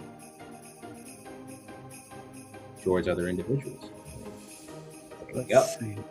What color? I think I'm gonna start with a green. Actually, when I saw you kind of put goggles on your reindeer there, I'm like, I gotta probably do that for mine. Not give her goggles, but I'm gonna kind of like let them hang around, her neck or whatever. Okay, there we go. There we go. Okay, I'm really digging this. It's like I feel like I need to add something else, but I don't know what else to add. I feel like maybe this is like a less is more kind of a situation. Like I think I may have added everything that I needed to add. Design of Mrs. Claus reminds me of a mix of Starship Troopers and something from League of Extraordinary Gentlemen. I've never seen League of Extraordinary Gentlemen, nor have I not seen Starship Troopers, but I know what you're talking about.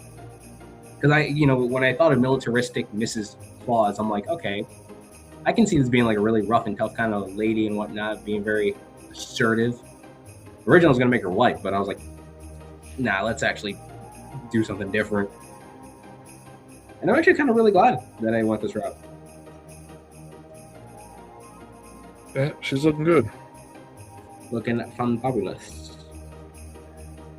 I try and like a lot of times when I'm creating new characters now, I'm starting to ask myself like, what cultures have I not included? Like I famously in my little realm, in Green Zone for the longest time, the character who is now Danny Kim, who is one of the 4 main characters in the book, he was Latino for the longest time. And it wasn't until I was watching interview with the Korean actor who was on Hawaii Five-0 remake that was super popular at the time on CBS. I was watching an interview with him, and they were asking him something about what was it like, playing I believe his character is Japanese or something on the show.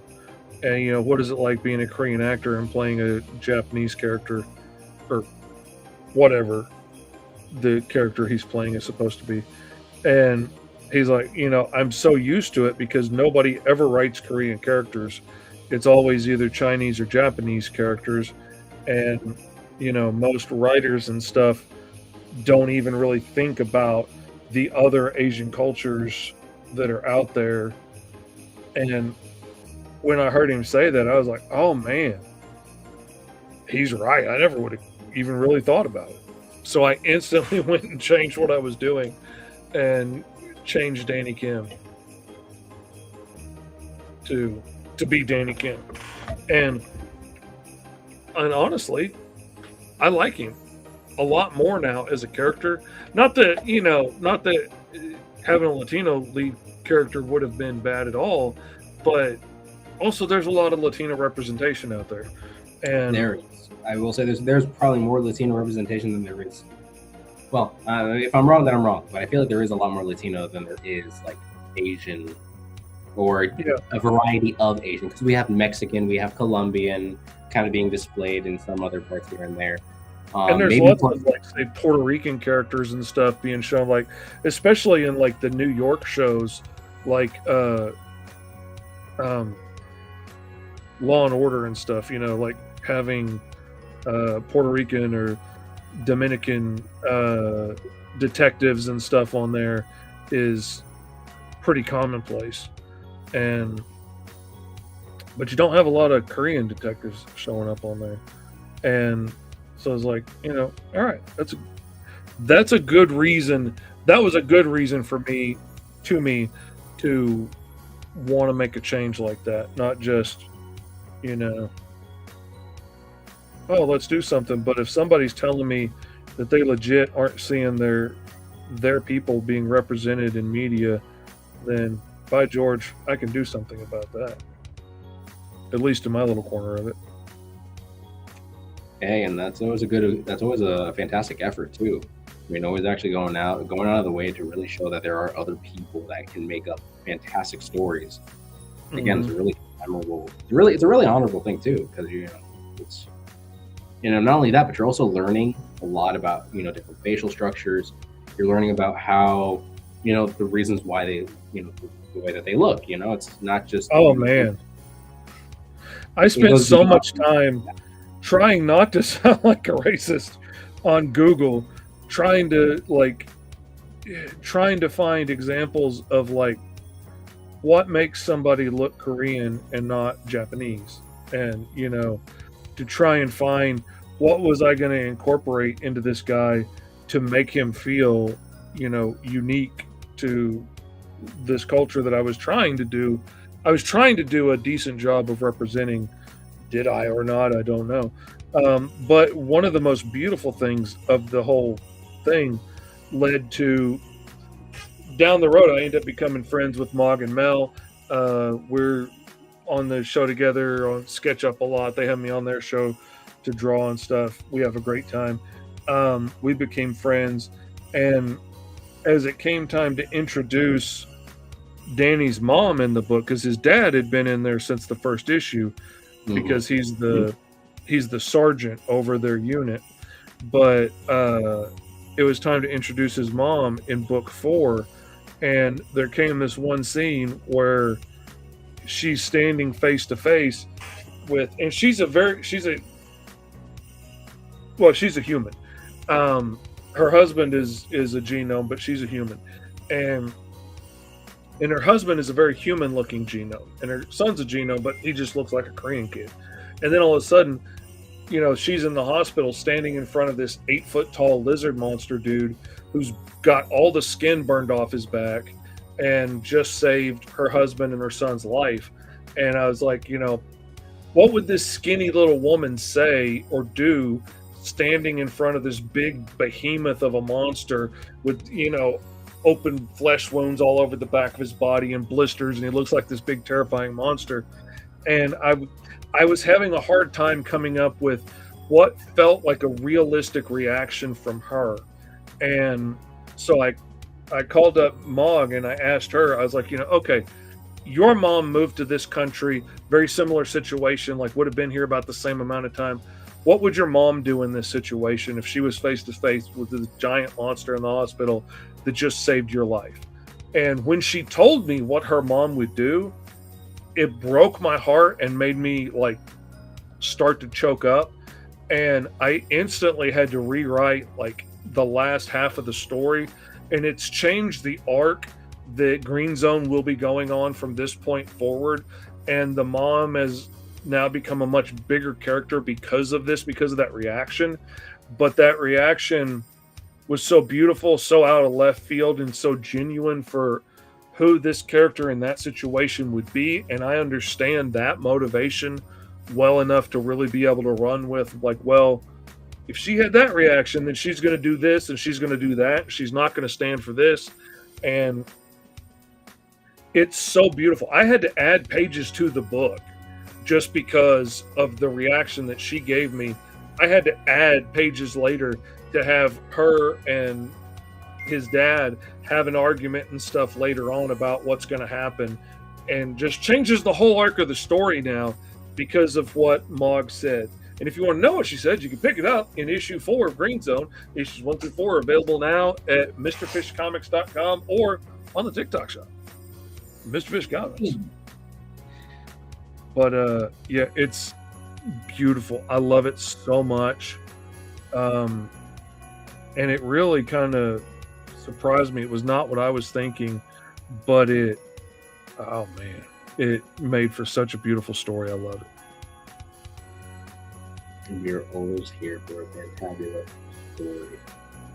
Right, I'm kind of going a little bit of a strategic different way. Lord, Benjamin said he imagines that my reindeer soldier married the daughter of Mr. Claus and Santa Claus, or Mrs. Claus and Santa Claus. Sorry. Are you okay, babe? I hear my wife choking in the other room. Oh no. Leaves a man scared. She's been coughing for a couple of minutes. She probably just swallowed something, drink wrong. And Hopefully she'll be okay. yeah, it'd been long enough. I was like, okay, I'm gonna be a bad husband if I don't check at this point. Make sure she's not actually in there dying.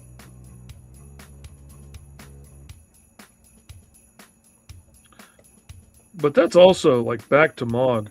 That's the thing about collaboration, like working with different people, like getting to work with TS on the Alice Lost in Wonderland series now has made it so much more interesting a book than it was going to be.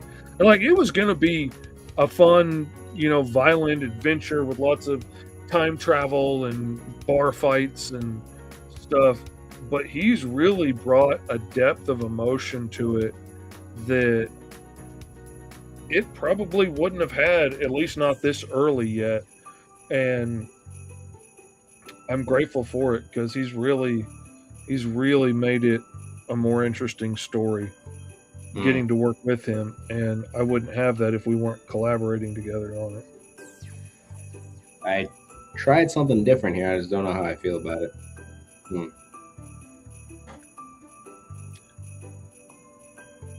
It's not bad. It seems like a lot of white. Maybe added a little shadow or something to it. Maybe. I mean, but then also my first thought is like, man, I would get stains on that so fast. you're right. Maybe probably add some yellow. Oh, not that much. Not that much yellow. Yeller. I barely know her. Huh? There we go. All right. I feel like I'm getting somewhere, but I feel like I am, but I don't know. I feel like I'm getting somewhere, but I keep wandering off. Exactly.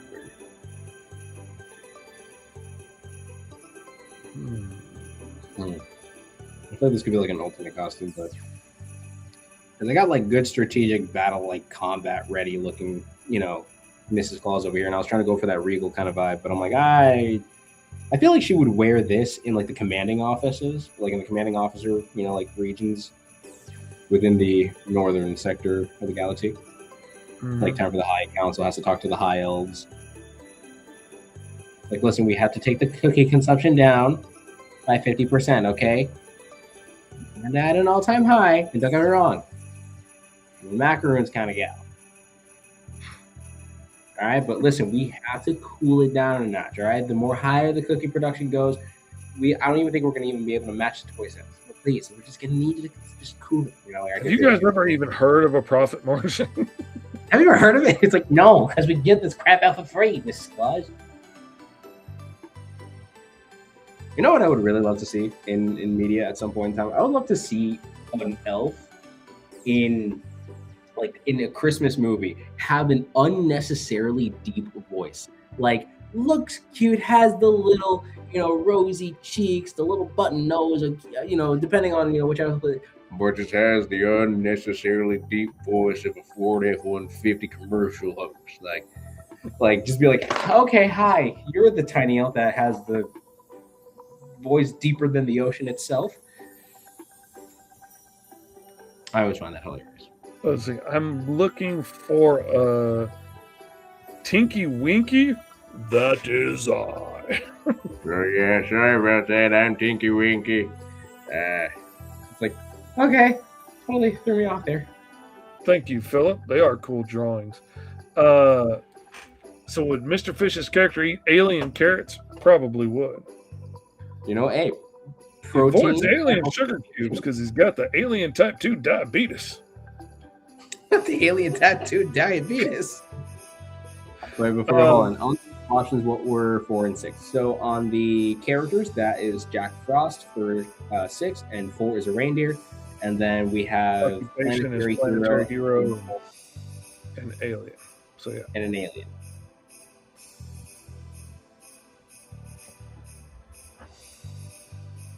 It's funny because we got like classic space hero, alien bounty hunter, the minion of an evil overlord, Mrs. Claus in space. Don't you just love this show? I do. I love the wild directions that it takes us in. I never in a million years would have come up with Mystic Medic if it hadn't have just been for the random roll that we got that day on the show. Oh yeah, Soul Wave was a really cool character too. That was a really really interesting episode. Especially, it was interesting because it was the last episode of season 1 of Roll for Hero. Yeah, it has been a fun show, and it's been so much more fun to come up with characters with a friend and to be able to look at what both of us can do with the same set of prompts, and that has been so much more fun than just doing it by myself. Because yeah, I can come up with cool stuff, but then people, can just say like, well, but that's Fish, like he just does that, he's got some magical whatever that lets him do that. But no, it's just you could go in any kind of direction with the same things. That's one of the things I really like about like when we have the same prompt but come up with wildly different versions of what that could be, because you can take it in any direction. It doesn't just have to be one thing. That's one of my favorite aspects of this show, because we get to see how 2 different artists really like dive in and like create something similar and yet something different at the same time. That's what I love about this show. And again, it's like I never in a million years thought I would draw any of the things that I would draw here. Ranging from me drawing a sci-fi Mrs. Claus to a steampunk alien to a cougar themed supervillainous, and the 2 bird sisters that live in a cyberpunk world that happens to team up with the public domain superhero of the American Eagle, and it's like, Invisible Dr. Hyde and a Frankenstein werewolf. Yeah, like it's been fun. The giant disease kaiju was cool too. I will admit that was not my best art. Like, yeah, the monster I drew, I felt like I just drew generic blob monster 482. Just felt super generic. I was like, yeah, it's a monster. Does it look like something that Ultraman would fight in a classic Tokusatsu episode? Potentially. Okay. I think I'm kind of liking the little spotted patterns to kind of help, separate it, but the red on this one is a bit much. Imagine a Santa Claus from Steampunk Universe marries cyberpunk Mrs. Claus. That would be some strange technology being developed in that sector of the North Pole, man.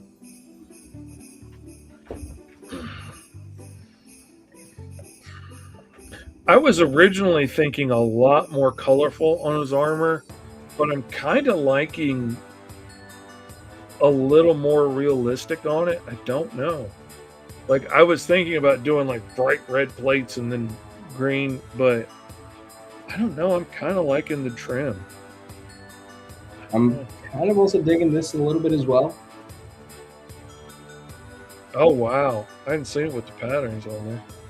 The patterns, I think, definitely saved this design a little bit. So again, we have more of the high commanding rule kind of Mrs. Claus, and then we have, battle ready, actually on the battlefield, laser pistol in hand, ready to like fight off, the Krampusorians or whatever it is. Like this, I could see being on the battlefield, ready to fight, and then this one's more of a decorated, like, okay, time for me to actually like be presentable, and my husband's here. Finally, you're here. Karen says, what if Mrs. Claus is now militant because she's throwing a coup against Mr. Claus? Oh, well, what did the OG Santa Claus do then? That could be something. And it could be a good coup or a bad coup. It could be, Santa's has gotten so far on the side of everybody's naughty that he's just, giving out cold to everybody, and she's fighting for the side of love and compassion. Or it could be, she's gone totally corporate and like, we need to start charging kids for toys, and, the rich kids get better stuff and the poor kids, they can get on a payment plan if they want toys. Who knows? Like it could be any number of things. Just trying to like see if I can do like a snowflake design or something like that.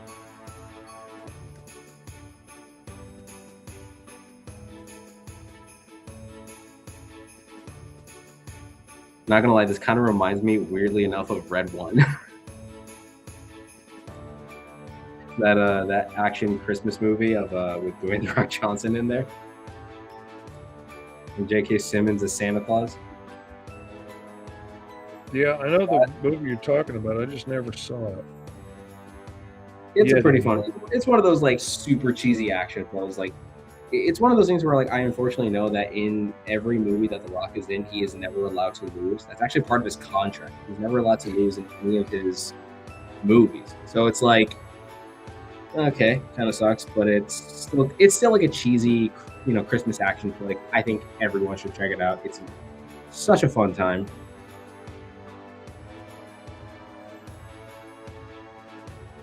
Okay, hold up. I like the idea of that little.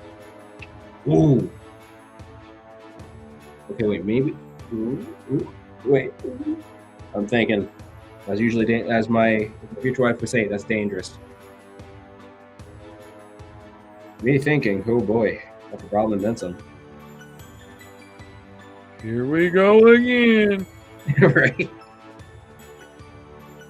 My poor lady. She's just always there, having to listen to me on nerd rants. She says, "I love it when you do your nerd rants." I'm like, "You lie to me, woman. I know you do."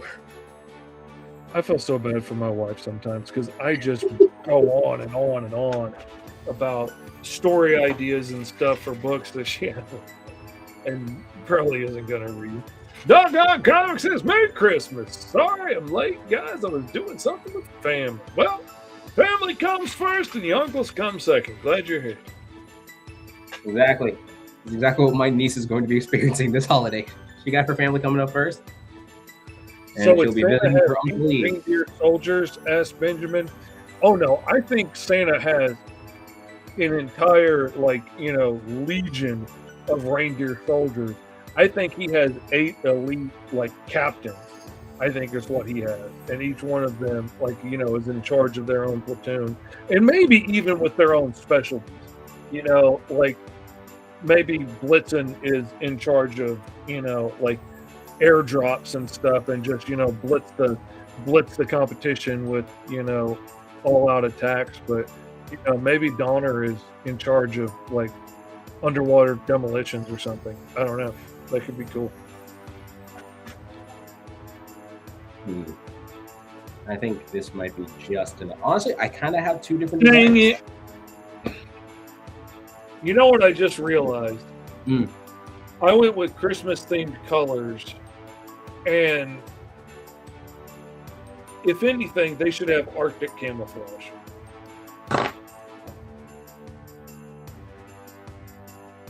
Dang it! Can you give me a brief rundown of who these guys are? I know they're Christmas themed, but what are their powers and stuff? This time we kept it simple, and we just rolled off of 2 charts that were the occupation, were they military soldier, mech pilot, planetary hero, cyborg, alien, or robot? We got 7 options, and we're rolling on 1d6, so that was a little bit of a mistake. That was on me. That was a dumb goof in the middle of the night on me. So. And here's my arrow I was looking for. And the other one was the character: Santa Claus, Mrs. Claus, elf, reindeer, snowman, or Jack Frost. And where he got a military Mrs. Claus, I got a soldier reindeer. And so we both ended up with soldiers and decided to see what we could come up with it. Which is funny that we both rolled the same thing.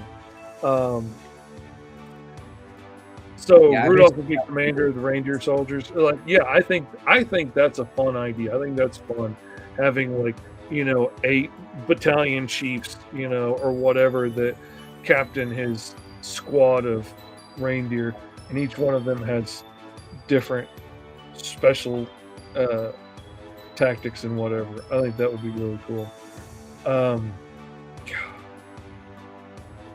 and then That's having gonna- that would be, this is going to be such a, there are so many covers that I have to draw for Jupiter Jack on the Roll for Hero recaps. By the way, honestly, for those who actually stick around on my channel, I know I've been like really on such harsh delays with videos.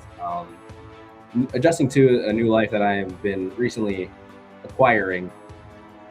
Just again, I'm trying to keep things vague for now, just because on the DL, it's so annoying. But long story short, I'm probably gonna have to start posting videos. Like, I want to post something. This is the reason why I also love the show, is because it's at least some content that I can get out there for you guys to actually enjoy. But also, like, you're not probably gonna see any other form of like proper edited videos, the little cartoon avatar of myself, until like next year. Honestly, I'm gonna probably like go ahead, like stock up actually making the videos, and then we're gonna have those properly scheduled out so that I can actually like focus on making more videos, at least for the channel, and then also having the ability to work on, you know, comics and all that other kind of stuff. So it, you know, so for anyone who's just wondering like, oh, where are the videos at? Trust me, I want to make them too. Just getting hit with the exhaustion stick and, you know, actually having to be in, you know, other positions in life is really tough. So Man, you ain't lying. I've been trying to get anything done, and I haven't been able to do both. I haven't been able to get the long form videos out that I wanted to make on these, and get books and stuff made, and get client work out on time. And so I've had to go easy on myself and focus on the things that I can do, and give myself a break on the things that I can't get to.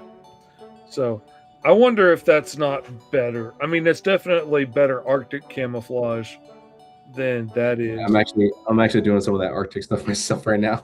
No, I'm thinking he's got to have like a battalion for different terrains and stuff too. So like that'd work. Now I really want to do the underwater demolitions one. That seems so funny to me, having a reindeer.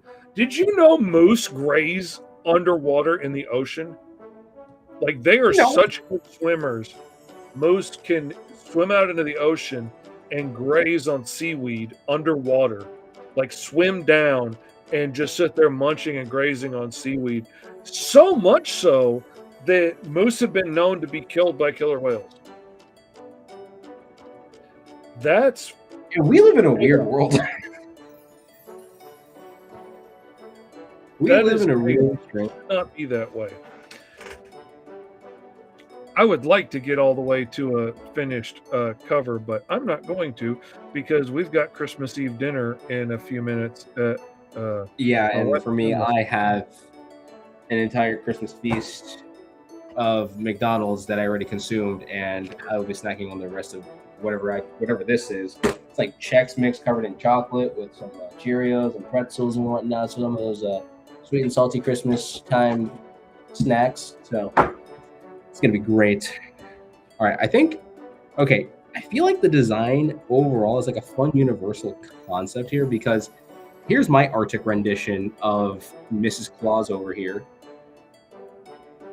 Like the Arctic suit, and then hold on, now I get actually this like a red little snowflake. So then that way, you know, it actually. Dang, now I got the whole new layer. Come on, man! I gotta make a whole new layer. Yeah.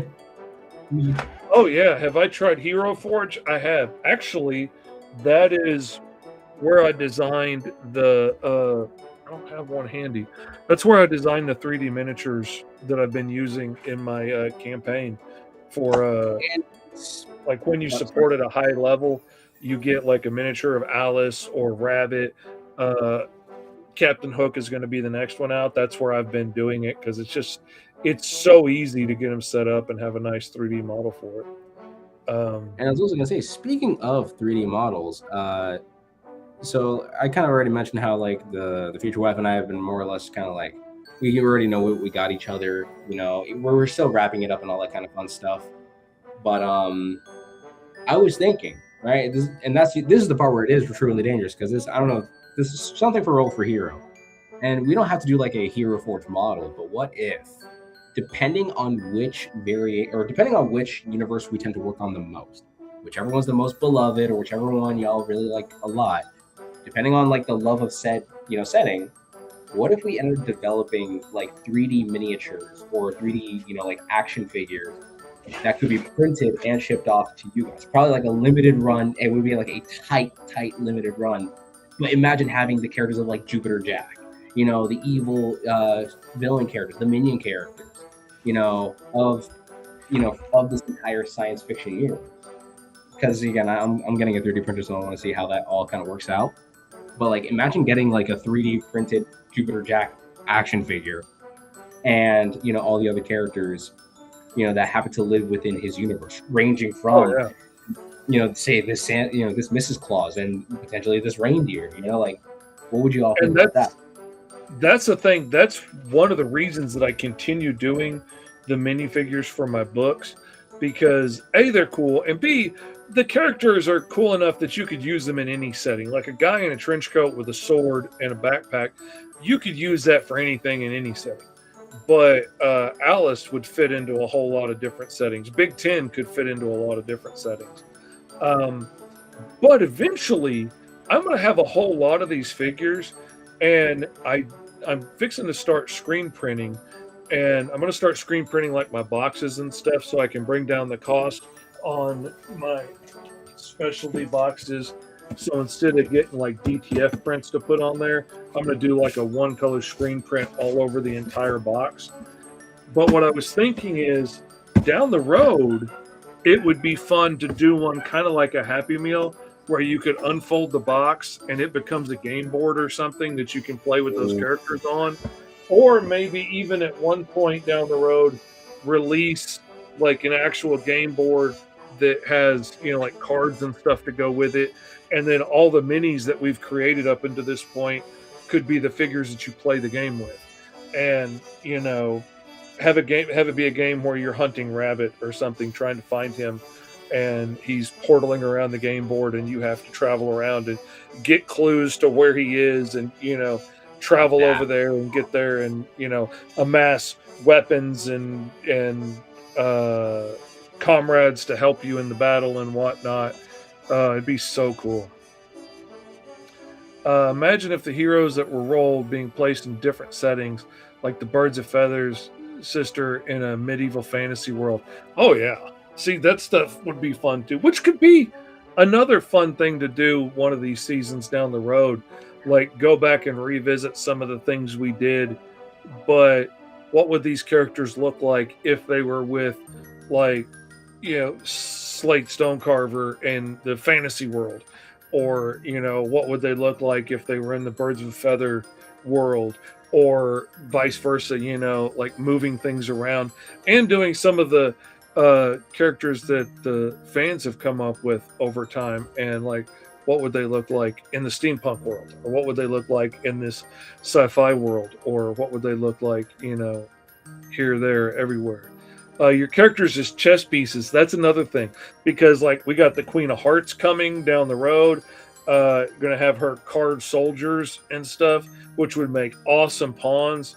So I'm absolutely thinking about doing a whole chess set, because there's also going to be, like, they just ended up in the Emerald City, or outside of the Emerald City at the end of book 3, and we're fixing to get into all of the dwarves and munchkins and stuff that live there, and we're talking like fantasy dwarves. So like, there's going to be so many cool, interesting characters. Oh yeah, and I will say this: I actually finally caught up with Alice Lost in Wonderland. I found the QR codes. Oh my lord, those are awesome! I'm telling you, listen. Okay, so for anyone who likes Gravity Falls or all those shows that has unnecessarily deep lore, for like no reason, please get yourself Alice Lost in Wonderland. It has the exact level of in-depth lore. Mind you, Mr. Fish and I are good buddies since we do this show and stuff like that. He hasn't told me jack diddly squat about nothing that goes in the backgrounds of Alice Lost in Wonderland. There are times where I'll just like, wait, there's a QR code here. I actually scan it. The ones that I think are very fun are the ones where he would try to implement, like, okay, I don't think this is as much of a spoiler. I think these are two funny instances. The first one being where you scan the QR code and it's a woman whistling but it's because it's actually Big Tin like wiping his glasses. You see the inside of a bar fight with Al just going. And you see the notes he's whistling, but when you scan the QR code, it takes you to the actual song he's whistling, which is really funny. It's really funny. And the audiobook is coming, and I need a little bit of time to edit it, and we've been so busy running around visiting family and stuff lately. Like, I'm fixing to leave in probably 5 minutes and go And then I probably should. But anyways, what I will say though, actually getting to voice Cheshire was a ton of fun for that. And then also I realized that he's, I think, in issue 2 as well. I have yet to properly go. Yeah, he's in issue 1 and 2. He's not in 3, but he's going to be back because he can go anywhere and do anything. But there's a whole lot of, there are so many characters to have to try and juggle and all give some fair time. I mean, listen, I can do more than just Cheshire. I know for a fact I can very much do like other characters. But that is aside the point. Merry Christmas, fellas. Have a great holiday. Hey, same to you there, Kyron. We hope you have a fantabulous holiday. I know that, for a lot of y'all, your dinners and your family get-togethers and the unwrapping of presents in the next, 6 hours? Right, 6 hours, 5 hours? I don't know. I'm not good with math. That's a good idea. Oh, the Yeti in sci-fi?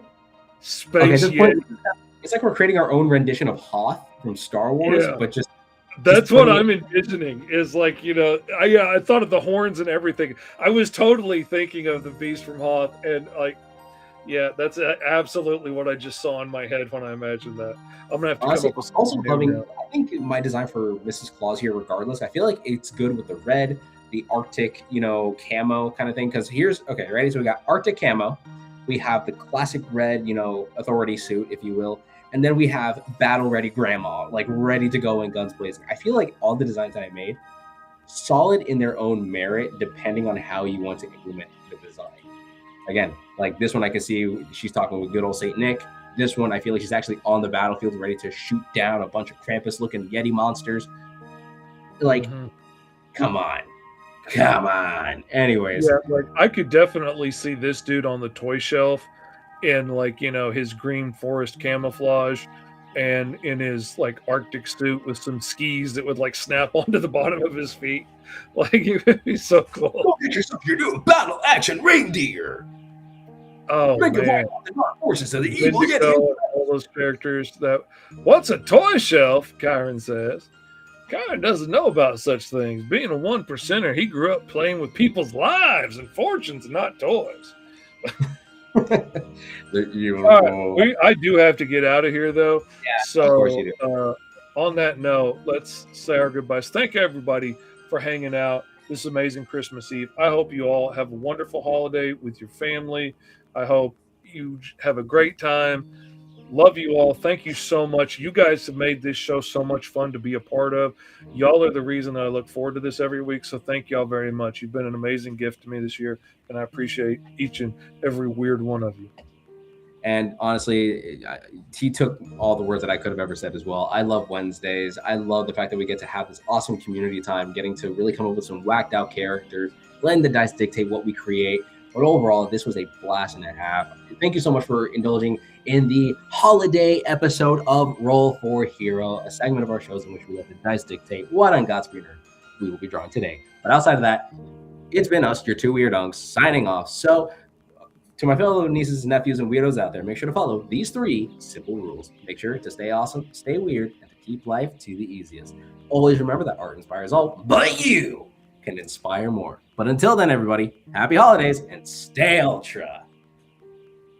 Roll for Hero!